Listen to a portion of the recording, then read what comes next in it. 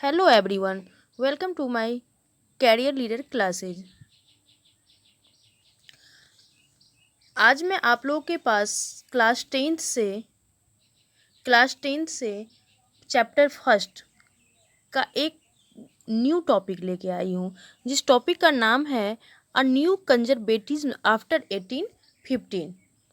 ये बहुत ही important topic है। क्लास टेंथ में एग्ज़ाम में इस टॉपिक से क्वेश्चन बहुत ज़्यादा एराइज होता है, क्वेश्चन बहुत ज़्यादा आता है, तो ये बहुत इम्पोर्टेंट है हम लोगों के लिए। तो चलिए शुरू करते हैं। क्लास टेंथ की सीरीज़ का ये हमारा छठा वीडियो है, तो चलिए हम लोग शुरू करते हैं। Following the defeat of Napoleon in 1815। Napoleon की जो हार, ये देखिए ये सब चीज़ याद करने वाली है। नेपोलियन की हार कब हुई थी? 1815 में नेपोलियन की हार हो गई थी। European government were driven by a spirit of conservatism.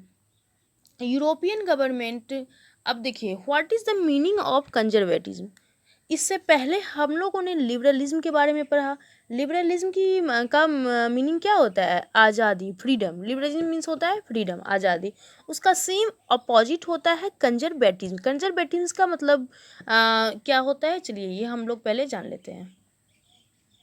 Conservatives का मतलब होता है a political philosophy that stressed the importance of tradition, established institution and custom and preferred gradual development a quick change। मतलब एक ऐसी फिलोसफी होती है जिसमें मतलब बोला जाता है कि कंजर्वेटिज्म रहो, मतलब बदलाव मत लाओ। बदलाव तो मतलब लाना है, लेकिन मतलब जल्दबाजी नहीं करना है, धीरे धीरे बदलाव आना है, क्विकली नहीं करना है। चेंजेस तो लाना है पर धीरे धीरे लाना है। तो ये हो गया conservatism. Conservatism believed that established traditional institution of state and society lacked that monarchy। Conservative मतलब कंजर्वेटिव जो थे ये ऐसा बिलीव करते थे कि वो मतलब ट्रेडिशनल इंस्टीट्यूशन एंड सोसाइटी पर, मतलब जैसे मोनार्की था ना पहले फ्रांस में, उसी तरह ये लोग मतलब कंजर्वेटिव चाहते थे कि फिर से वही आज़ादी लाया जाए, फिर से वही चर्च हो, वही हायरार्की हो, प्रॉपर्टी एंड द फैमिली हो, मतलब प्रॉपर्टी पे अपना राइट हो। ये सब चीज़ जो नेपोलियन ने जो हटाया था उसको हटा के फिर से वापस सत्ता में आना चाहते थे। जैसे कि मोनार्की का था। मोनार्की का मतलब तो आप लोग जानते ही हैं। मोनार्की का मतलब होता है एक राजा या रानी का रूल। तो जो मतलब उस टाइम था फ्रांस में, वही चीज़ वो लोग फिर से दोबारा चाहते थे।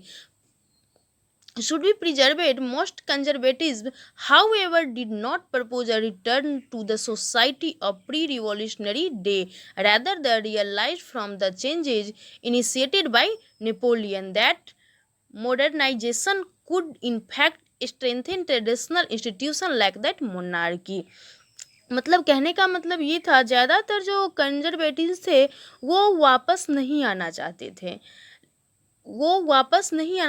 मतलब वापस आना चाहते थे पर मतलब एक न्यू बदलाव के साथ, एक नए मतलब मॉडर्नाइजेशन के साथ। जो पहले था पूरा मोनार्की जो था पहले, वो चीज़ वो नहीं चाहते थे कि हाँ हमारा राइट हो, हमारा पावर हो, हमारा सब कुछ हो, पर धीरे धीरे वो बदलाव लाना चाहते, एक नए तरीके से बदलाव लाना चाहते थे।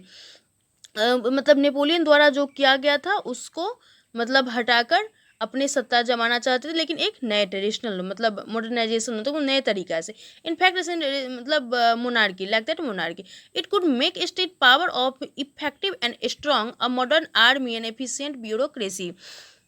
मतलब वो बदलाव तो करेंगे पर धीरे धीरे करेंगे। मतलब इस तरह मोनार्की को वो चाहते थे कि मोनार्की को इस तरह प्रेजेंट किया जाए कि वो और भी मतलब पहले से भी ज़्यादा स्ट्रॉन्ग हो जाए, एक मतलब ब्यूरोक्रेसी जैसे हम लोग के इंडिया में ये मतलब आईएएस ये होते हैं ना, इंस्पेक्टर कलेक्टर ये सब जो होते हैं ना, तो इसी को ब्यूरोक्रेसी बोलते हैं। तो ये मतलब एक dynamic economic the abolish feudalism, feudalism तो जानते ही होंगे आप लोग, and serfdom could strengthen the autocratic monarchy of Europe. मतलब अत्याचार, कहने का मतलब ये है, जो मतलब अत्याचार तो किया जाएगा, लेकिन पहले की तरह अत्याचार नहीं किया जाएगा। जैसे पहले क्या था फ्रांस में, पहले सर्वडम, सर्वडम मतलब होता है गुलाम। गुलाम मतलब उनको जो थी, जो मजदूरी करते थे उतना नहीं दिया जाता था। मजदूरी का जो मतलब जो होना चाहिए वो उनको नहीं मिलता था। तो इन लोगों ने सोचा नहीं, हम लोग तो भाई देंगे, लेकिन मतलब उतना एक बार ये नहीं करेंगे कि बिल्कुल भी नहीं देंगे, देंगे पर थोड़ा उससे थोड़ा सा ज़्यादा देंगे। ये मतलब इन लोगों का था। इन 1815 representative of the European power, Britain, Russia, Prussia and Austria, who had collectively defeated। अब देखिए नेपोलियन, नेपोलियन को किसने हराया था? नेपोलियन को किसने हराया था? ये 4 देशों ने मिलके नेपोलियन को हराया था, जो कि कहाँ मिले? वियना में मिले। Vienna to draw up settlement for Europe. और ये चारों देश कहाँ मिले? वियना में मिले। और इन्होंने एक सेटलमेंट ड्रॉ किया, यूरोप का एक सेटलमेंट ड्रॉ किया कि अब जैसे ही नेपोलियन जब ही हार गया था, तो वो फिर से धीरे धीरे अपना सत्ता वो कर ही लेते, अपना पावर ले ही आते। तो इन्होंने आपस में एक मतलब वो सेटलमेंट ड्रॉ किया, जो हमको कैसे क्या करना, कैसे कहाँ मतलब पावर कैसे कहाँ रूल करना। The Congress was hosted by the Austrian chancellor Duke Metternich. अब देखिए उन्होंने एक कांग्रेस, कांग्रेस बोलते हैं मीटिंग को, एक कांग्रेस मतलब मीटिंग की गई मतलब होस्टेड किया गया, जिसका वो कौन थे, मतलब चांसलर कौन थे? ड्यूक मेटरनिक थे। देखिए ये सब याद करने वाली चीज़ें, ये क्वेश्चन एग्जाम में आपको ये क्वेश्चन आता था। ऑस्ट्रिया के चांसलर कौन थे? तो ड्यूक मेटरनिक थे। वियना की मतलब ये जो हुई थी मीटिंग कहाँ हुई थी? ये सब चीज़ आप लोग याद करिएगा।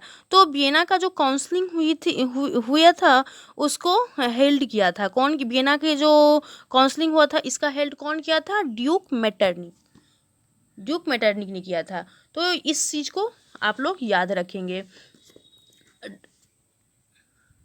Draw up the treaty of Vienna of 1815 with the object of undoing most of the change that had come about in Europe during the Napoleon Wars। अब देखिए ये जो डेलीगेट्स था ना ऊपर, ये डेलीगेट्स यानी कि होते हैं लोग। तो ये लोग आए जो थे वो कहाँ से आए थे? तो ट्रीटी ऑफ वियना से आए थे। ये लोग जो आए थे ट्रीटी ऑफ वियना से आए थे। और कब आए थे? तो 1815 में आए थे। ये चीज़ याद रखिएगा। The object of undoing most of the change that had come about Europe during the Napoleon wars. और ये बहुत सारे चेंजेज जो नेपोलियन ने फ्रांस में हटा दिया था, नेपोलियन ने की थी, उसको हटाने के लिए ये ट्रीटी ऑफ वियना हुई थी। कांग्रेस ने ट्रीटी ऑफ वियना को बुलाई थी। The Bourbon dynasty which had been deposed during has French revolution. अब देखिए बर्बन डायनेस्टी जो कि कहाँ थी? फ्रांस में थी। देखिए फ्रेंच रिवॉल्यूशन कब हुआ था? ये आप लोगों ने सब पिछले टॉपिक में पढ़ा होगा। फ्रेंच रिवॉल्यूशन कब हुआ था? तो 1718-19 में हुआ था। तो ये जो फ्रांस में था, जो बर्बन डायनेस्टी था, जिसको नेपोलियन ने हटा दिया था, उसको फिर से वापस उसका मतलब बर्बन डायनेस्टी को फिर से वापस ला दिया गया। Was restored to power of France of the territories had annexed under Napoleon. A series of states were set up the boundary of France to prevent French expansion of future। और France के चारों तरफ ऐसी boundary बना दी गई कि फिर से कोई इस पे अटैक नहीं किया गया। कहने का मतलब एक छोटा छोटा मतलब जैसे ये मतलब ये बाउंड्री है, और इस बाउंड्री पे एक छोटा छोटा राज्य बना दिया गया, ताकि फिर से कोई इस पे अटैक नहीं करेगा। Thus the kingdom of the Netherlands which included Belgium। और किंगडम और नीदरलैंड जो था उसमें इंक्लूडेड किया गया किसको? बेल्जियम के। Was set up the north and Genoa was added added the Piedmont in the south. अब देखिए नॉर्थ में कौन था, जिनोवा था, जिसमें कौन पिडोमेंट ये जो था एडेड था कहाँ, साउथ में। Prussia was given important new territories on it's western frontiers. अब प्रशिया को क्या दिया गया, एक इम्पोर्टेंट न्यू टेरिटोरीज दिया गया, मतलब प्रशिया को न्यू मतलब टेरिटोरीज दिया गया, कहाँ पे दिया गया, फ्रंट साइड में, वेस्टर्न फ्रंट साइड में। While Austria was given control of northern, और ऑस्ट्रिया को नॉर्थ में दिया गया कंट्रोल करने के लिए, कहाँ नहीं, Austria was given control northern Italy, but the German confederation of 39 states that had been set up by Napoleon was left untouched। अब देखिए जर्मन जो था मतलब कन्फेडरेशन जो जर्मन का जो 39 स्टेट में जो बना दिया था नेपोलियन ने, उसको टच नहीं किया गया। In the east Russia was a given parts of Poland, और ईस्ट में रसिया को दिया गया पोलैंड का पार्ट, रसिया को पोलैंड का पार्ट मिला। पर रसिया को क्या मिला, परसोनी ऑफ सैक्सोनी। देखिए सैक्सोनी, अब ये सब एग्जाम में आ जाता था, रसिया को क्या मिला, पोलैंड मिला, पर रसिया को क्या मिला, सैक्सोनी मिला। ये सब चीज़ एग्जाम में पूछा जाता है, तो ये सब चीज़ आप लोग ध्यान में रखिएगा, याद रखिएगा। The main intention was restore the monarchies that had been overthrow by Napoleon and created a new conservative order in Europe. और इसका मेन मकसद ये था, जो पहले जो नेपोलियन ने हटा दिया गया था उसको हम लोग फिर से क्रिएट करेंगे एक न्यू कंजर्वेटिव ऑर्डर के द्वारा, एक न्यू कंजर्वेटिव मतलब ऑर्डर के द्वारा फिर से यूरोप में वही चीज़ लाएंगे। Conservative regime setup 1815 were autocratic, they did not tolerated criticize and dissent and sought to curb activities that questioned the legitimacy of autocratic governments। अब ये जो रूल सब जो था, जो मतलब अपने अपने तरीके से जो पहले चलाते थे वही चीज़ इन्होंने फिर से ले आई, और ये इन्होंने फिर से वही चीज़ अपना जो फिर से अब हमारी चलेगी। Most of the imposed censorship law to control what was said in newspaper, books, plays and song and reflected the ideas of liberty and freedom। अब देखिए सेंसरशिप लॉ मीन्स क्या होता है, सेंसरशिप लॉ मीन्स होता है कि एक राजा की ही चलेगी, अब दूसरे की नहीं चलेगी, जो राजा बोलेंगे वही होगा, दूसरा किसी की नहीं चलेगी। तो सेंसरशिप लॉ का मतलब ये होता है।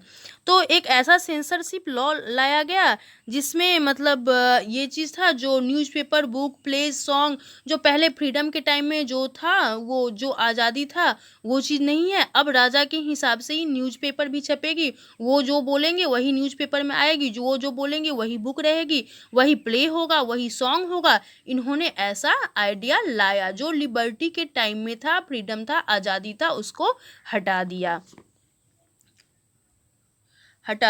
Associated with the French Revolution, the memory of the French Revolution nonetheless continued to inspire liberal. One of the major issues taken up by the liberal nationalists who criticized the new conservative order was freedom of the press।